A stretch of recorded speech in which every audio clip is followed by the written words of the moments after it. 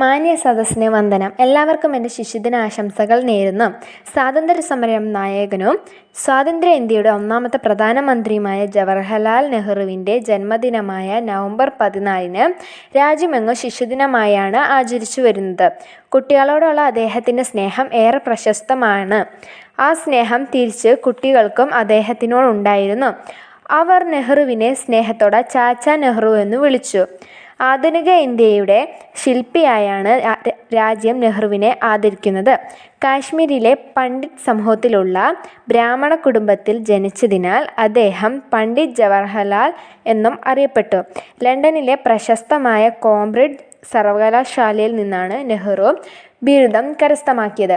വിദ്യാഭ്യാസം കഴിഞ്ഞ് ഇന്ത്യയിലേക്ക് തിരിച്ചു വന്ന നെഹ്റു അലഹബാദ് കോടതിയിൽ അഭിഭാഷകനായി പ്രവർത്തിച്ചു. പിന്നീട് അഭിഭാഷക ജോലി വിട്ട് അദ്ദേഹം മുഴുവൻ സമയം രാഷ്ട്രീയത്തിലേക്ക് ചേക്കേറുകയായിരുന്നു.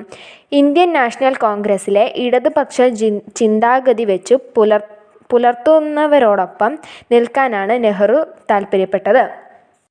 മോഹൻദാസ് കരംചന്ദ് ഗാന്ധിയുടെ ആശീസ്സുകളോടെ ഇന്ത്യൻ സ്വാതന്ത്ര്യ സമരത്തിൻ്റെ മുന്നണി പോരാളിയായി പ്രവർത്തിച്ച നെഹ്റു ഇന്ത്യക്ക് സ്വാതന്ത്ര്യം കിട്ടി 1947 മുതൽ 1964 മരിക്കുന്നതുവരെ ഇന്ത്യയുടെ പ്രധാനമന്ത്രിയായി സേവനമനുഷ്ഠിച്ചു.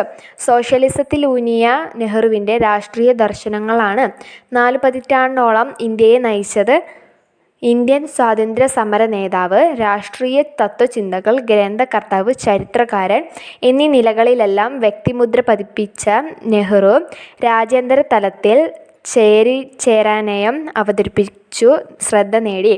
1964 ജനുവരിയിൽ ഭുവനേശ്വരത്ത് കോൺഗ്രസ് സമ്മേളനത്തിൽ പങ്കെടുക്കുമ്പോഴാണ് നെഹ്റുവിന് രോഗബാധയുണ്ടായത്. ചികിത്സകൾ തുടർന്നുവെങ്കിലും മെയ്യിൽ രോഗനില വഷളായി. മെയ് 27 രോഗം മൂർച്ഛിച്ച് അദ്ദേഹം അന്തരിച്ചു.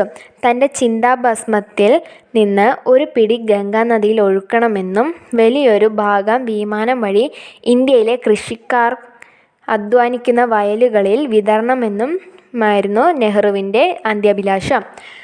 അദ്ദേഹത്തിൻ്റെ ആഗ്രഹം പോലെ ചിതാഭസ്മം അലഹബാദിലെ ത്രിവേണി സംഗമത്തിൽ ഒഴുക്കുകയും ഹിമാലയത്തിലും രാജ്യമെങ്ങുമുള്ള കൃഷിയിടങ്ങളിലും പാടങ്ങളിലും വിമാനം വഴി വിതറുകയും ചെയ്തു. ശിശുദിനത്തിൽ സ്കൂളുകളിൽ വിവിധ പരിപാടികളും പ്രസംഗ മത്സരവുമെല്ലാം സംഘടിപ്പിക്കാറുണ്ട്.